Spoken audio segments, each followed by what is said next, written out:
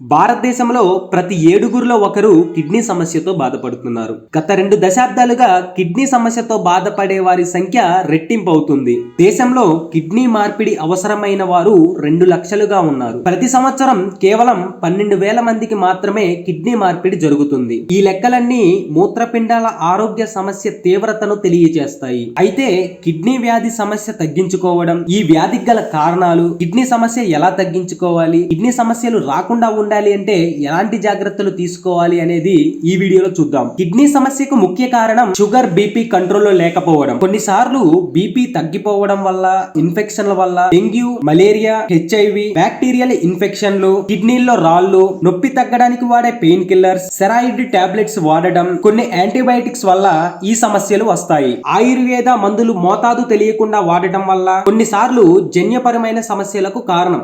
Lupus, SLE వంటి కొన్ని స్వయం ప్రతిరక్షక వ్యాధులు కిడ్నీ పాడవడానికి ప్రధాన కారణం. అసలు మన శరీరంలో కిడ్నీ సమస్య ఉంది అనేది మనం ఎలా తెలుసుకోవాలి, మనకి ఎలాంటి లక్షణాలు కనిపిస్తాయి అనేది ఇప్పుడు తెలుసుకుందాం. లక్షణాలు అనేవి మొదట వ్యాధి కారణాన్ని బట్టి ఉండవచ్చు.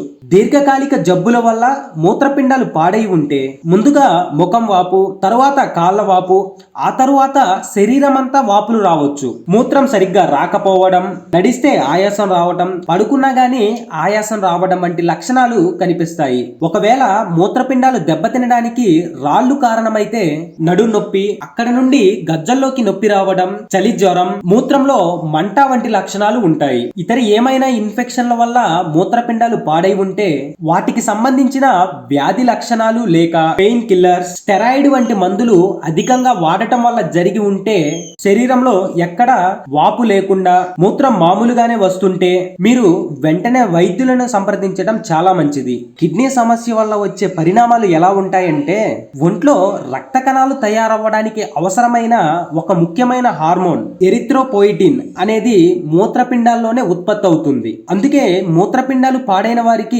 హిమోగ్లోబిన్ తగ్గిపోతూ ఉంటుంది. దానితో రక్తహీనత, అందువల్ల ఆయాసం, నీరసం, అలసట వంటి లక్షణాలు ఉంటాయి. అలాగే మన శరీరంలో కండరాలు, ఎముకలు బలంగా ఉండడానికి ఎంతో అవసరమైన విటమిన్ డి మూత్రపిండాల్లోనే ఉత్పత్తి అవుతుంది. విటమిన్ డి తగ్గటం వల్ల కలిగే నీరసం, ఒళ్ళు నొప్పులు, అలసట వంటివి కిడ్నీ సమస్యలు ఉన్న వారిలో చూస్తూ ఉంటాము.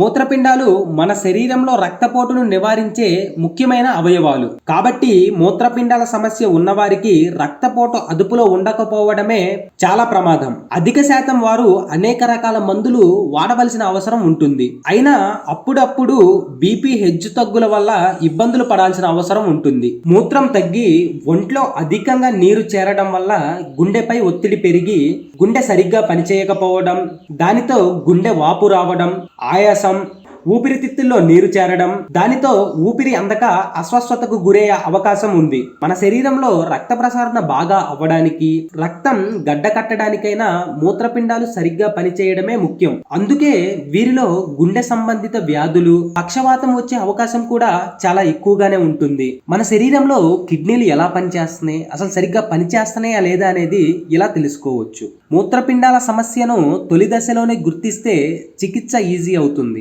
అతి తక్కువ ఖర్చుతో చేసే ఈ 2 పరీక్షల ద్వారా తెలుసుకోవచ్చు. సీరం క్రియాటిన్, యూరిన్ లో ప్రోటీన్. మూత్రంలో ఏదైనా ఇన్ఫెక్షన్ ఉంటే అది యూరిన్ టెస్ట్ లోనే తెలిసిపోయే అవకాశం ఉంది. దీర్ఘకాలిక జబ్బులు అదుపులో ఉన్నాయా లేదా అని తెలియజేయడానికి సంబంధించిన షుగర్ పరీక్ష, కొలెస్ట్రాల్ పరీక్షలు చేయాల్సి ఉంటుంది. కడుపును స్కాన్ చేయడం వల్ల మూత్రపిండాలు ఎలా ఉన్నాయో తెలుస్తుంది. లేదా వాటిల్లో రాళ్లు, వాపు, ఏదైనా ఇన్ఫెక్షన్ ఉంటే దాని ద్వారా గుర్తించే అవకాశం ఉంది. రక్తం ఉత్పత్తి సరిగ్గా అవుతుందా లేదా అని తెలియజేసే రక్త పరీక్ష, గుండె పనితీరును గుర్తించే గుండె స్కానింగ్ మొదలుగున్న పరీక్షలు అవసరాన్ని బట్టి చేయాల్సి ఉంటుంది. మన కిడ్నీలను కాపాడుకోవడానికి తీసుకోవాల్సిన జాగ్రత్తలు. మనం తినే ఆహారంలో ఉప్పు తక్కువగా తీసుకోవాలి. అధికంగా మాంసాహారాన్ని తీసుకోకూడదు. ప్రతిరోజు కనీసం ఒక అరగంట ఎక్సర్సైజులు చేయాలి. మనం తినే ఆహారంలో సరిగ్గా పీచు పదార్థాలు ఉండేలాగా చూసుకోవాలి. ధూమపానం మానేయాలి. పెయిన్ కిల్లర్స్, అనవసరంగా స్టెరాయిడ్ ని వాడకూడదు. బీపీ, షుగర్ ఉన్నవారు వారు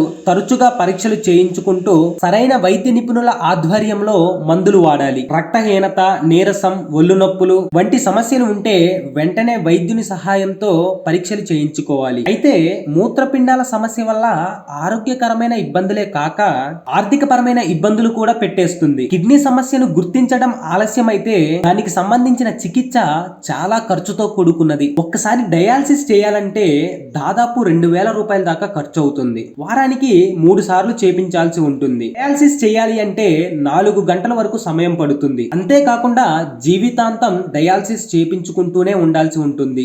ఒకసారి డయాలసిస్ చేయాలి అంటే పేషెంట్ తో పాటు ఇంకొక మనిషి పక్కన ఉండాల్సి ఉంటుంది. అంటే చాలా సమయం అక్కడ కేటాయించాల్సి ఉంటుంది. ఒకసారి డయాలసిస్ చేయాలి అంటే 150 లీటర్ల నీళ్లు ఖర్చు అవుతుంది. ఇలాంటి సమస్య తీవ్రతను తగ్గించుకోవడం, ముందుగా గుర్తిస్తూ అవగాహన పెంచుకోవడం, తగిన చికిత్స అందించుకోవడం చాలా అవసరం. ముఖ్యంగా దీర్ఘకాలిక జబ్బులతో బాధపడేవారు, అంటే షుగర్, బీపీతో బాధపడేవారు వైద్యుల సలహాతో మందులు వాడుతూ వాటిని అదుపులో పెట్టుకోవడం చాలా ముఖ్యమైన విషయం. వీటిలో మీకు ఎలాంటి లక్షణాలు కనిపించినా ముందుగా డాక్టర్ దగ్గరికి వెళ్లి టెస్టులన్నీ చేపించుకోండి. నా సలహా ఏంటంటే షుగర్, బీపీతో ఇబ్బంది పడుతున్న వారు 6 నెలలకు ఒకసారి టోటల్ బాడీ చెకప్ చేపించుకోవడం చాలా అవసరం. వీడియో నచ్చినట్లయితే లైక్ చేయండి, షేర్ చేయండి, కామెంట్ చేయండి. మరిన్ని ఇన్ఫర్మేషన్ వీడియోస్ కోసం మా ఛానల్ని సబ్స్క్రైబ్ చేసుకోండి. Thank you.